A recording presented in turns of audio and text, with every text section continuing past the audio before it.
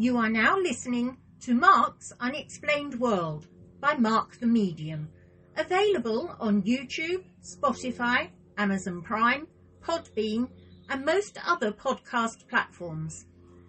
Tonight's episode is about the Amherst Poltergeist. So it's over to you now, Mark, for another strange, interesting tale.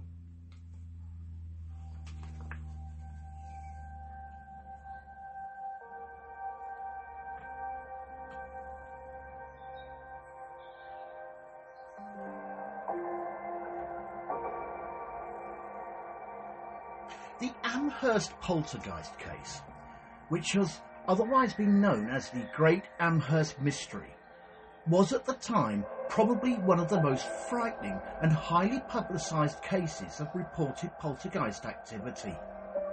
It all happened in Amherst, Nova Scotia, in Canada, between the years of 1878 and 1879. The agent of this activity was 18-year-old Esther Cox, who was constantly tormented, injured and traumatised for a whole year by this malevolent spirit. This intense and violent paranormal activity was seen by many witnesses, including doctors, clergymen, neighbours, scientists and a variety of other paranormal investigators. But what made things worse for Esther Cox and her family was the fact that this haunting didn't just happen at the family home. Oh no, it appeared that the violent paranormal activity would follow the 18-year-old girl around place to place, and as a result it eventually left Esther Cox with no choice but to leave the family home altogether for the sake of her family. The Amherst Poltergeist case was, of course, dismissed as a hoax by skeptics and other such people. However, the case did eventually become the subject of its own paranormal investigation by the actor Walter Hubble, who had a strong interest in psychic phenomena. Walter Hubble also kept what he claimed was a diary of events on the house, which was later expanded into a best-selling book. Greetings, Unexplainers. Thank you for tuning in once again and listening to this furniture-moving episode of Mark's Unexplained World. My name is Mark Hughes. I'm a psychic medium, a ufologist, a true crime buff, and as you probably gathered, I'm a podcaster. And just to give you a better idea of who I am and what I do, every Monday night I do a podcast on various subjects under the Unexplained banner. These include ufology, hauntings, disasters, and all sorts of paranormal phenomena, including true crime, unsolved crime, and missing people. So if you are listening to this show on YouTube, please give us a review and a thumbs up, and subscribe to my channel. And if you are listening on any other podcast platforms, again, give us a like and a follow. In this episode, I'm going to tell you about the misadventurous story surrounding the Amherst Poltergeist. And this week's necessary disclaimer: this story is a tale that involves the supernatural, so may prove upsetting to some. You listen at your own discretion. Also, all opinions and comments are strictly my own, but the facts of the case still remain. I also apologise if I pronounce anything incorrectly. My English, although it is my first and only language, will never be as bad as my spelling. But now, let us get back to the story. Okay, so I suppose the first thing we should ask ourselves is, what is a poltergeist? Now, I know there are a lot of paranormal veterans out there who will already know the answer to this question, and I suspect there are quite a few more moviegoers who also have a good idea as to what one is as well. But humour me, I just like talking about this stuff. It fulfills me. Anyway, according to Wikipedia, the word poltergeist comes from the German language word polten, meaning to make a sound or a rumble, and the word Geist is the German word for ghost or spirit, thus making the term poltergeist itself translated from the German words noisy ghost or rumble ghost, or even the term loud spirit. The original term was coined by René Soudray, who was a French journalist, writer and parapsychologist. In German folklore and in mainstream ghost lore, a poltergeist is a type of ghost or spirit that is responsible for physical disturbances, such as loud noises and objects being moved or destroyed. Most claims, and in some cases fictional descriptions, show poltergeists as being capable of pinching, biting, hitting, and even tripping people up. There are some records of poltergeist activity showing that they are also capable of movements with the levitation of objects such as furniture and cutlery. And of course, let us not forget how they got their name in the first place, i.e. noisy ghost, to remind us of the banging and knocking they are also capable of doing. And if that isn't enough to fill your already cram-packed day, remember, they are also capable of producing phenomena like foul smells, spontaneous fires, and different electrical issues such as flickering lights. These manifestations of poltergeist activity have been recorded in many cultures and countries over the years, including places like Brazil, Australia, the United States, Japan, and most European countries, with the first recorded case of the phenomena dating back to the 1st century.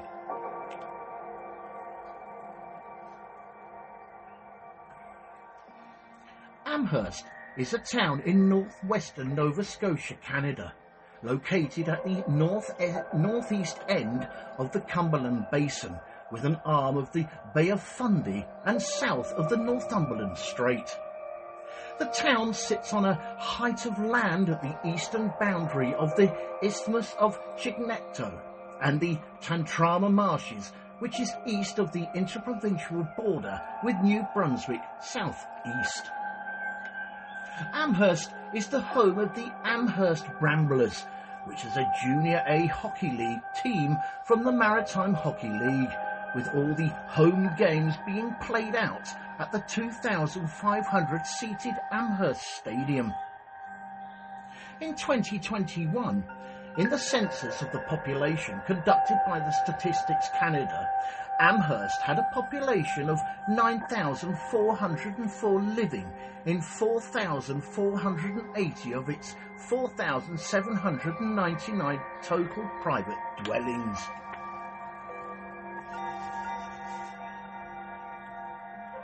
Amherst was also the home of Rocky Johnson, born Wade Douglas Bowles, from the 24th of August 1944 until his death on the 15th of January 2020.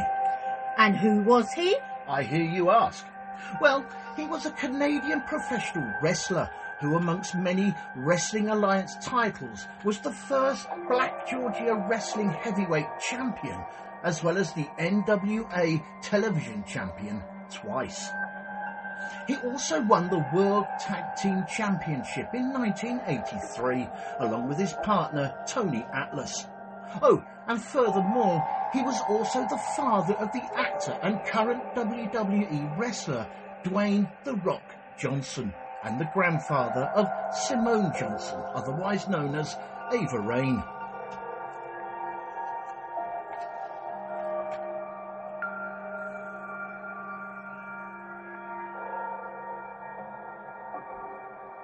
The Amherst Poltergeist story started in the August of 1878 and appeared to centre on and around 18-year-old Esther Cox.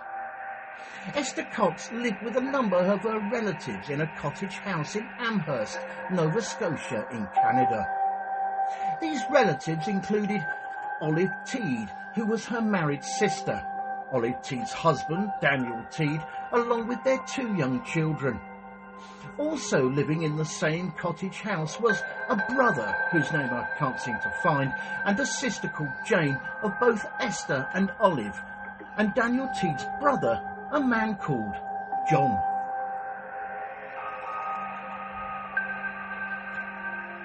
According to Walter Hubble's account, which, if you remember at the beginning of the show, I mentioned him as the author of the best-selling book about the case, events began at the end of August 1878 after 18-year-old Esther Cox was subjected to an attempted sexual assault by a male friend called Bob McNeil at gunpoint. From all accounts, Bob McNeil was a family acquaintance that Esther Cox had developed an open fondness for, despite being told and knowing that he was a poor character. Naturally, this attack from her friend had left Esther Cox in great distress, and it was shortly after this that the violent poltergeist activity began. After this first short break, in part 2, we will look at the further poltergeist activity at the Amherst cottage house.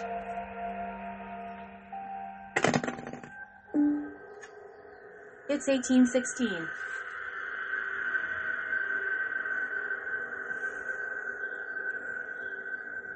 This show is brought to you courtesy of Neil Packer and the Haunted Antiques Paranormal Research Centre.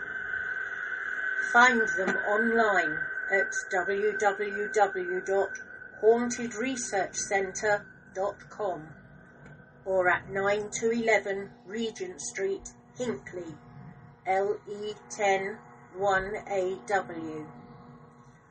Open on Saturdays from 10 a.m. to 4 p.m. for guided tours of the haunted rooms at just £3 per person. Booking is essential at all times, and over 16s only, please, unless accompanied by an adult. The haunted rooms are extremely haunted, and paranormal activity could, and has, taken place at any time. Some areas and particular objects or items can be quite scary and unnerving. Membership is available for £25 to qualify for selective offers. And why not download the app, available on both iOS and Android, for only $3.99, to keep up to date with what is coming up at the centre. Thanks for listening to Mark's Unexplained World. If you are interested in parapsychology, quantum sciences, and true encounters with the other side, you may wish to visit the Weird Walk Home. That's my show on YouTube. Also, stay tuned, because After Dark with Tilly and Mark is creeping your way in June. Additionally, if you are interested in weird sciences, you may like to purchase my brand new book on Amazon. That would be Weird Time by Tim R. Swartz. It features lots of strange explanations and encounters with time from myself and other notable names like Lon Strickler and more. Thanks for listening.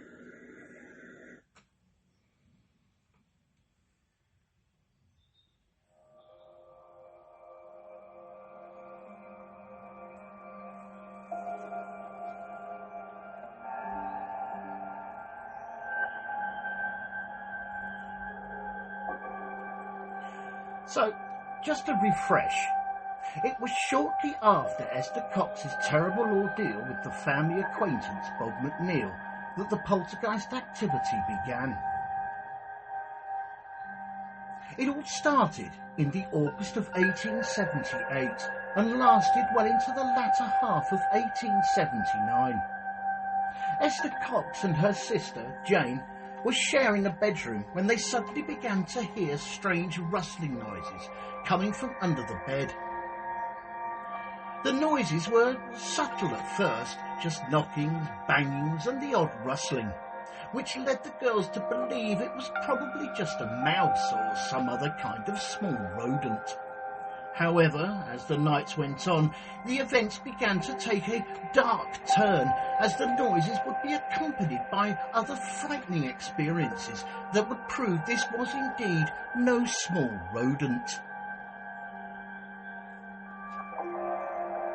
During the first few nights in the girl's bedroom, Esther Cox's body began to swell up in agony, causing her to feel like she was going to explode, with her body changing from burning hot to frosty cold in just a matter of a few seconds.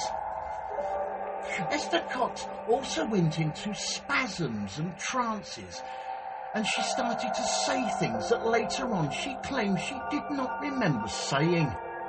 But not only that, it appeared that the girl's bedsheets, blankets and pillows would fly off the bed repeatedly, even after they were replaced several times by various family members. There were also many loud noises that sounded like thunderclaps that appeared to be coming from under the bed, and then later on from the top of their home. But probably the most notable thing that happened up to that point was writing that appeared on the bedroom wall above the girl's bed saying, and I quote, "Esther Cox, you are mine to kill." Although the family didn't want to bring any attention to themselves for the fear of ridicule or mockery, they decided that they would brave it and get some help anyway. However, who do you talk to and where do you go to get help in these sorts of matters? I mean, it was the 1900s after all, and unlike today where paranormal investigators are more popular than an Indian takeaway in India, getting help back then wasn't an easy task. So the only place or person that the frightened family could think of for help was the family doctor. During Dr. Karit's visit, he not only witnessed the bedclothes moving, the loud thunderclaps and the scratching noises from under Esther Cox's bed, but he also saw the words, again, I quote, "Esther Cox, you are mine to kill," written on the bedroom wall. Dr. Karit was amazed by what he witnessed unfolding in front of him, as he also claimed to have heard what appeared to be intelligent rappings in response to questions that were asked of the spirit, with the noises becoming so loud that the good doctor himself described them as if someone was banging on the roof with a sledgehammer, and that the noises could be heard from up to 200 yards away from the home.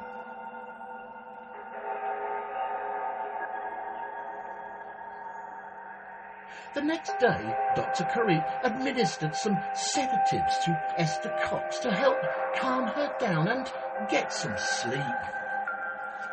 However, this didn't really help with the poltergeist phenomena, as all it really seemed to do was create more noises and flying objects.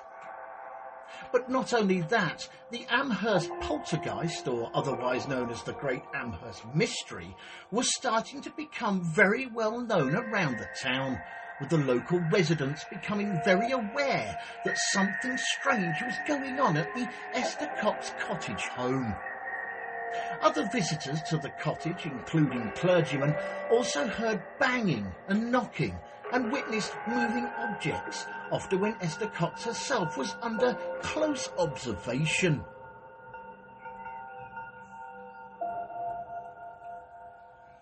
In the December of that year, in 1878, Esther Cox fell ill with diphtheria.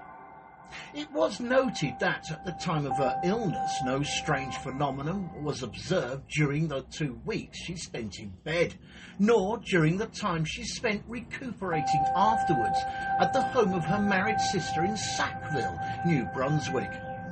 However, as soon as she returned back to her home in Amherst, the mysterious events started up once again, this time involving a lot more malevolence.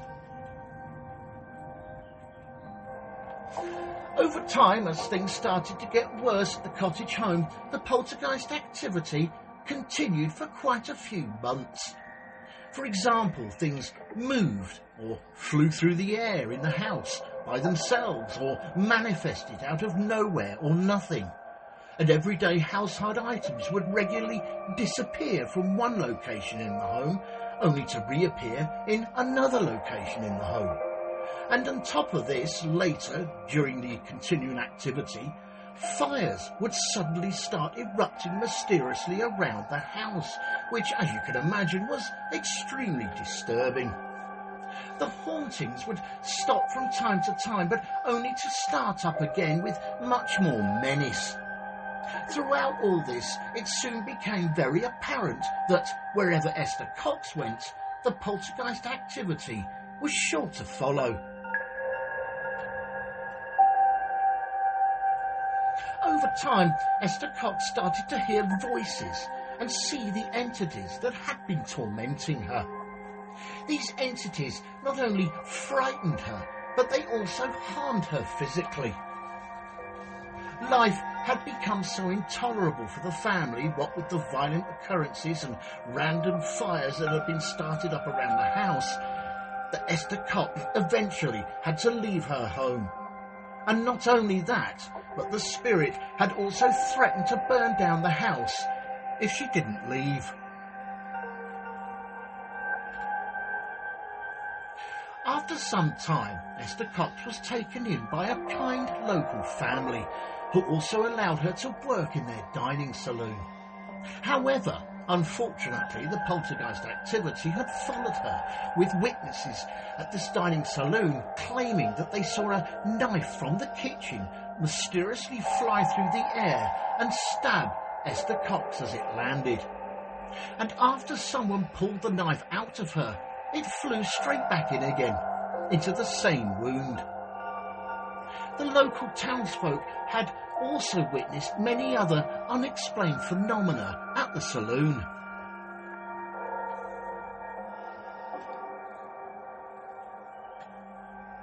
By the January of 1879, Esther Cox had moved in with yet another local family. But unfortunately, the poltergeist activity, again, had also decided to move in with her to continue its torment. As before, there were many more people who had witnessed the strange phenomena, with some locals being so amazed at what they saw that they decided to try and communicate with the spirit by asking it questions and hopefully receiving answers by the spirit knocking. For example, 1 rap for yes and 2 raps for no. Some of the locals were curious and sympathetic with her, whilst others believed Esther Cox herself to be responsible for the strange phenomena, which meant that she herself at various times met with some hostility. The poltergeist itself was relentless with its assault on Esther Cox, as she was frequently slapped, pricked and scratched by it, and on one occasion she was even stabbed in the back with a clasp knife. After this second short break, in part 3 we will look at other claims from other witnesses and some of the aftermath of the poltergeist activity.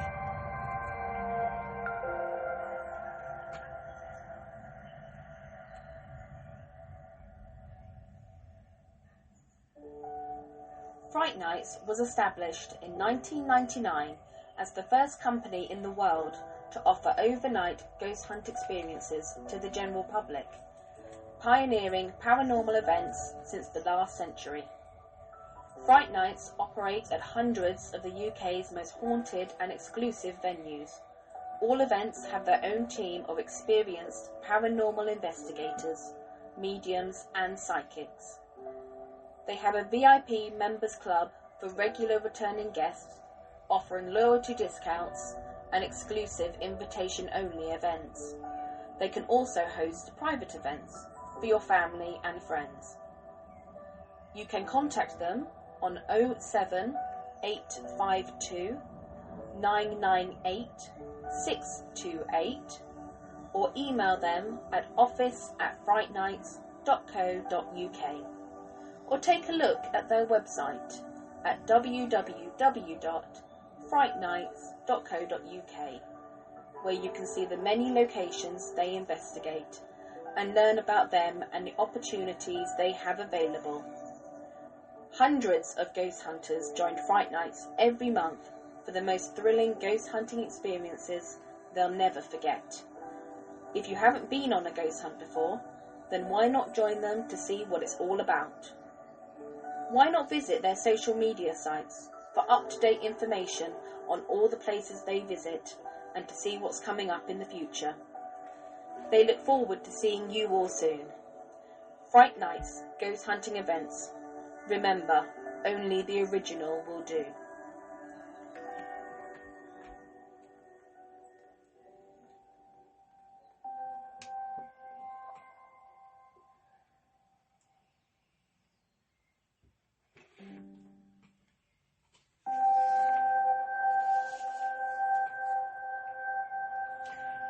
Interest in the case of the Amherst Poltergeist grew as the news of the phenomena spread.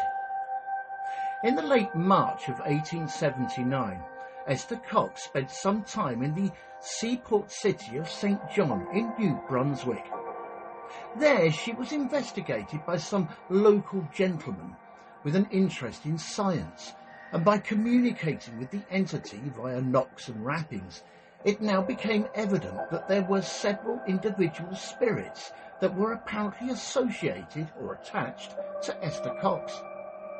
One of the original spirits was a man named Bob Nicol, who claimed to have been a shoemaker when he was alive, and another spirit identified himself as Peter Cox, a relative of Esther Cox and her married sister, who lived in Sackville, named Maggie Fisher.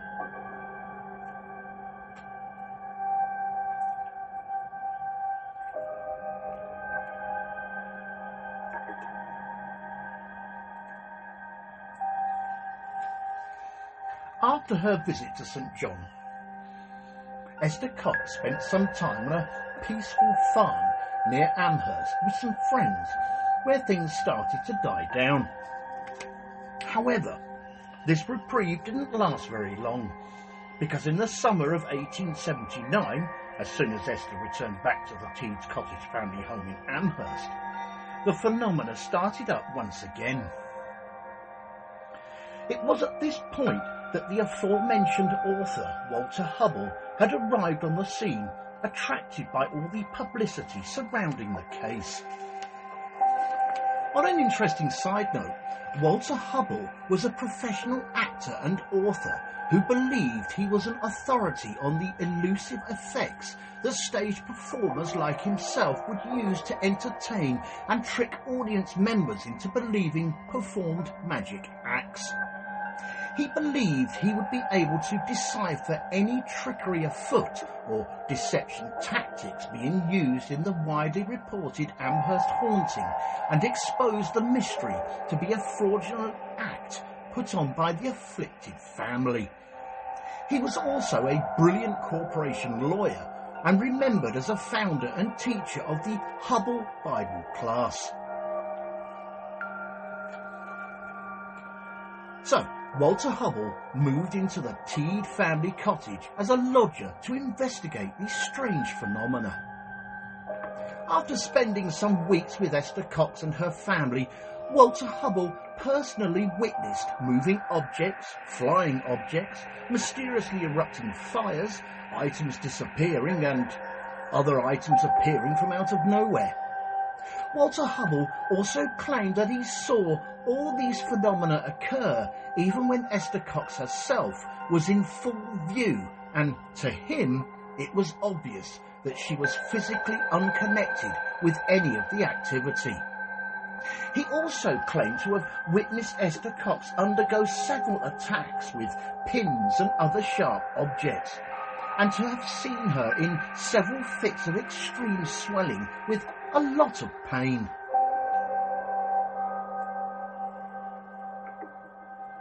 Walter Hubble also tried to communicate with the various named spirits that were all attached to Esther Cox by using the rapping response technique, and by doing this he managed to contact another 3 spirits that were apparently associated with her and who were also manifesting themselves as part of the strange events.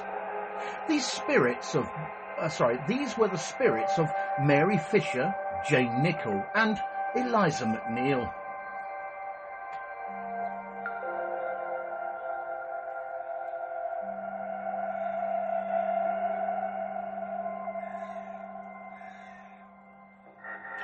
With Walter Hubble's professional help, Esther Cox decided to embark on a speaking tour, attracting audiences from all over the country who paid to see her and hear about her story and how she dealt, or still deals, with the phenomena. But remember, when you are dealing with the paranormal, you will always come up against a wall of hardened skeptics. After all, it comes with the territory, unfortunately, and although Esther Cox's tour was going reasonably well, she did occasionally meet with some hostile reactions, with one night of heckling being so bad that a disturbance broke out at the venue that eventually got law enforcement. So, as a result, the tour was subsequently abandoned.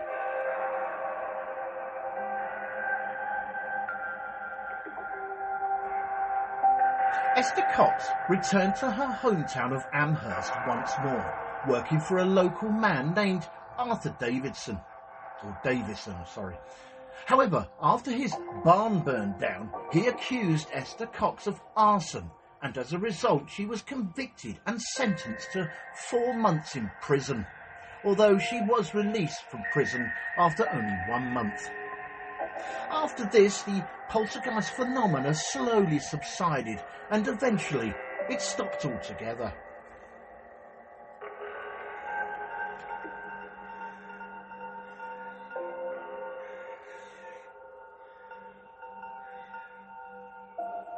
In 1907, the Amherst Poltergeist case was investigated by an American investigator of psychic phenomena and author Hereward Carrington, who took statements from the surviving witnesses of the events and published them alongside a detailed account of the case in 1913.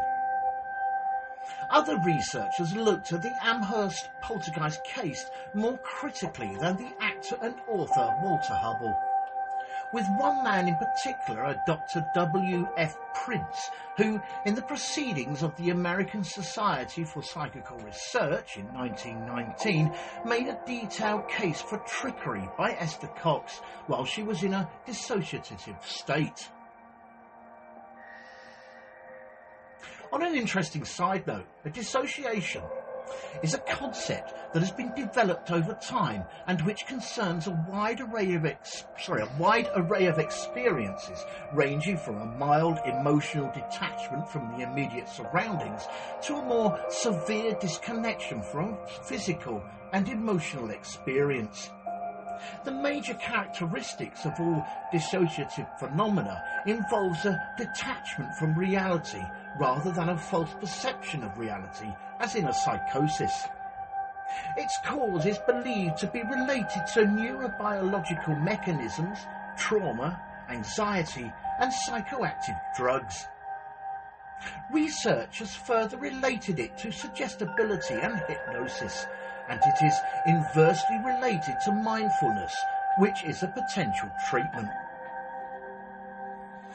Dr. Walter F. Prince also noted that Esther Cox's male friend, who had tried to rape her, was Bob McNeil, and that the alleged poltergeist activities of Bob Nichol only began a week after the assault.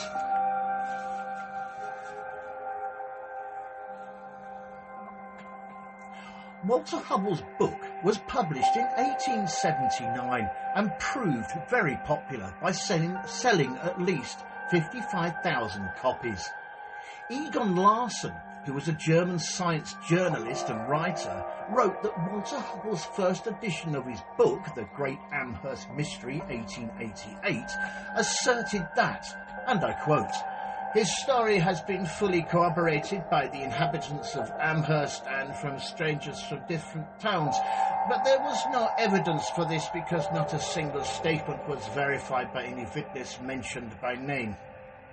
Egon Larson also stated that Walter Hubble had embellished facts to make his book sell more copies, and that his book served as excellent publicity for his acting career.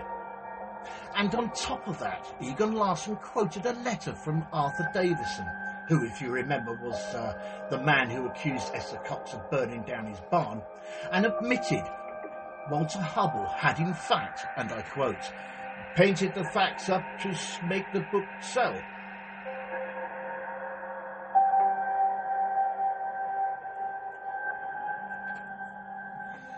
After all the poltergeist activity had stopped, Esther Cox went on with her life. She married twice, having a son by each of her husbands.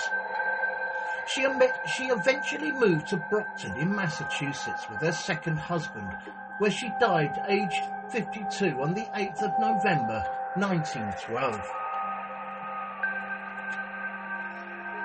Thank you all for taking the time out to listen to this episode of Mark's Unexplained World.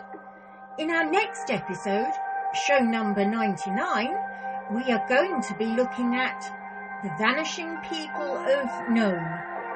In the small town of Nome in western Alaska, roughly 24 residents suddenly went missing.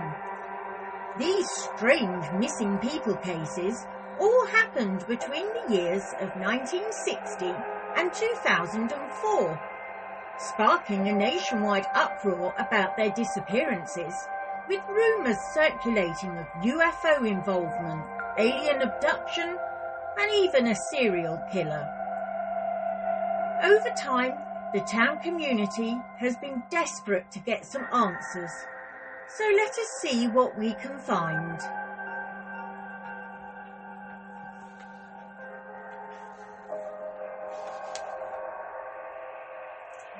This show was written and researched by myself, Mark Hughes, and proofread and edited by Linda Hughes.